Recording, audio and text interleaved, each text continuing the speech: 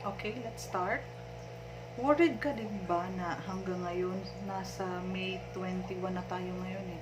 Worried ka pa din ba na hanggang ngayon patuloy na tumataas ang bilang ng mga nagpa-positive sa COVID-19? Araw-araw. Ako personally, as a mother, andyan yung pangamba ko almost every day. Pero nasanay na ako at kinausap ko na ang sarili ko na ito na yung new normal sa mga panahon ngayon. Kasi may mga bagay na kagaya nito na hindi natin control. Hindi natin alam kung kailan siya mag-stop. Wala tayong magagawa kundi baguhin na lang muna ang mindsetting natin. Mag-adapt tayo sa changes na nangyayari kasi hindi natin pwedeng pabayaan yung needs ng ating family. Yan ang pinakaunang concern ng ating mga mother, kagaya natin. Or ikaw man ay nanay, tatay, anak.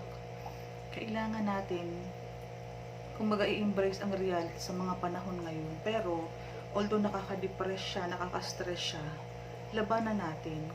Imbis ma-depress tayo, imbis ma-stress tayo, bakit hindi natin gawing oportunidad itong krisis na to?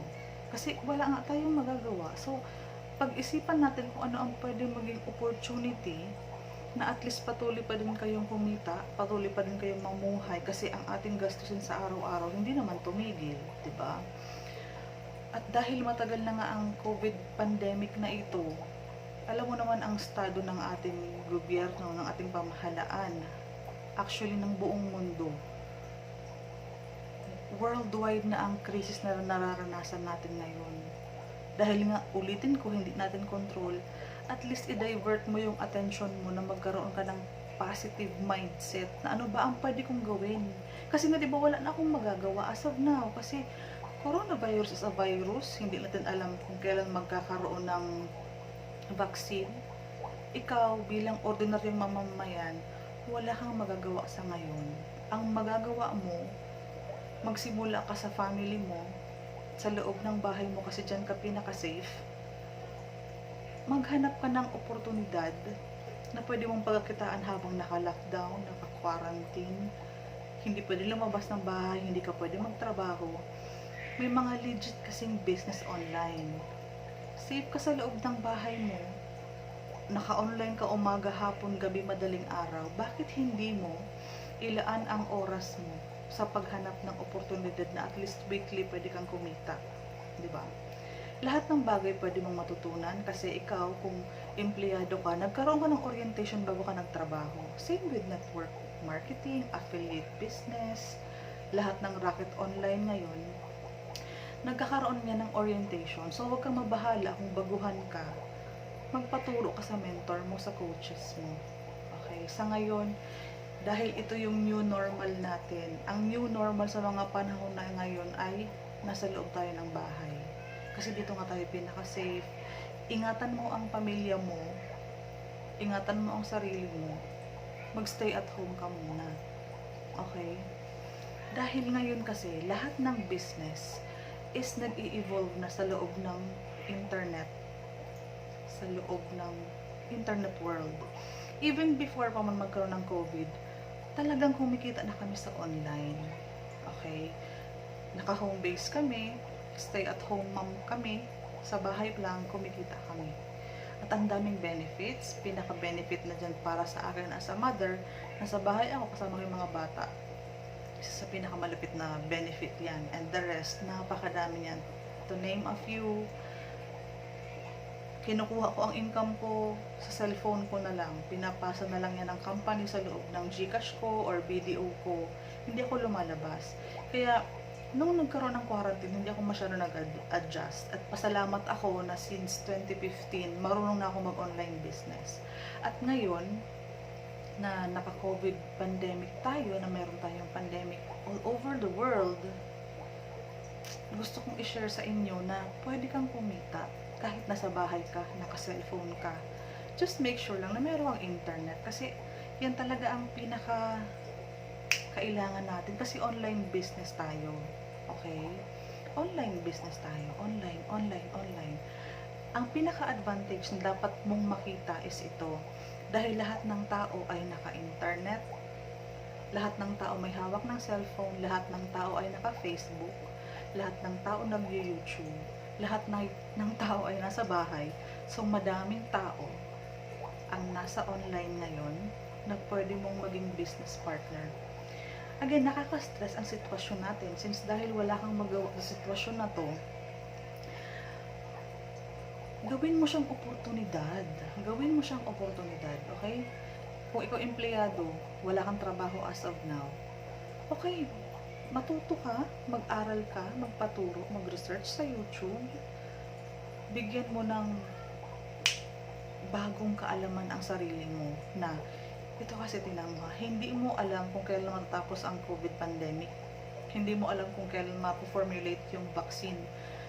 So, hindi mo talaga siya makokontrol. So, ang makokontrol mo na lang ngayon is yung sarili mo, puso mo, isip mo. Gusto ko ba talagang matuto? Kasi sa larangan ng MLM, dapat open-minded ka talaga. Dapat yung willingness mo is nandyan. Ito ay hindi course, ito ay hindi pinag-aralan sa college. Pero alam mo, ang dami kumikita dito. Ngayon, i-explain ko sa iyo ulit na ngayon ay panahon ng krisis. Tanungin mo ang magulang mo, tanungin mo ang sarili mo, until kailan makakasurvive yung pera sa bulsa mo, sa wallet mo. Hindi naman pwedeng pagkain lang ang paglaanan mo ng pera. Kasi nga, di ba sinasabi natin na ito'y health threat, kalusugan natin. Alangan naman hindi mo paghandaan na magkaroon ka ng sapat na pera para at least pag na-hospital ka man lang, at least may bit-bit kang pera. Survival period na ang new normal ngayong mga panahon na to.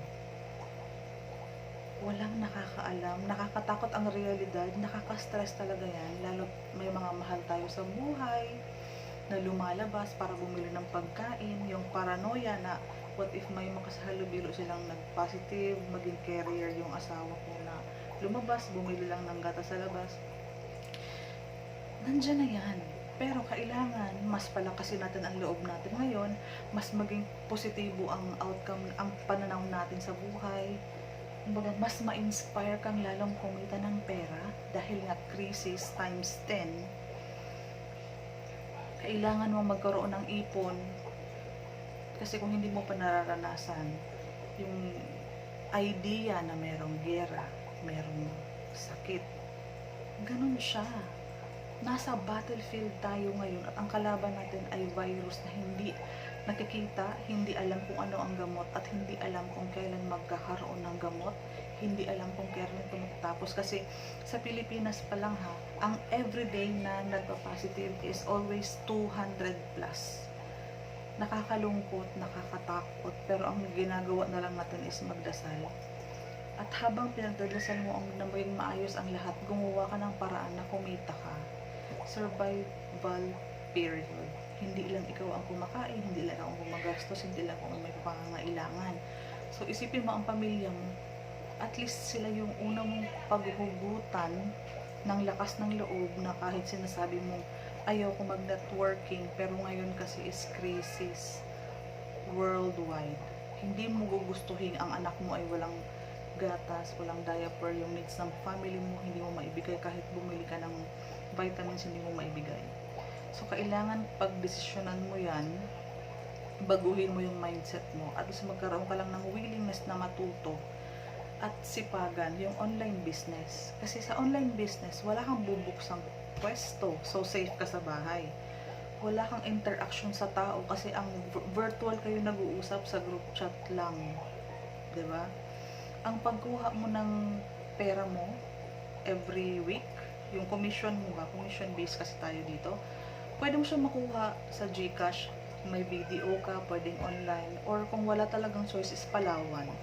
At least once a week lalabas ka para bumili ng pagkain or kumuha ng commission mo, isabay mo na siya sa ganong sitwasyon na lalabas ka.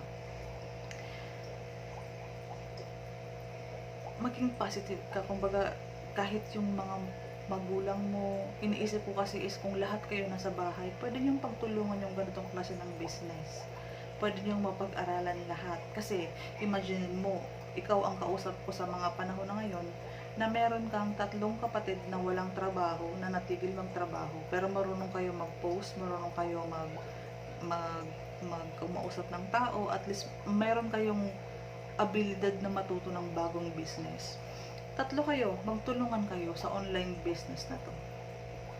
I-orient mo din yung magulang mo, nanay mo or yung tatay mo, at least sa loob ng isang bahay, 5 kayo na nag-e-effort sa online business, na nagfo-focus kasi sa magkaroon kayo ng referral, mga tao, yung mga nai-invite, inviting kasi 'to, huwag ka nang masyadong maging maarte kasi ito na yung pinaka-safe, pinakamabilis na makukuhang income at pinakamalaking potensyal na kitaan ang pwedeng mapasa inyo, sa inyong buong pamilya.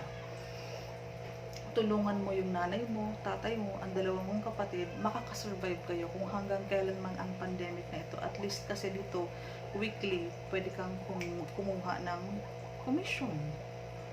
Napaka-basic lang.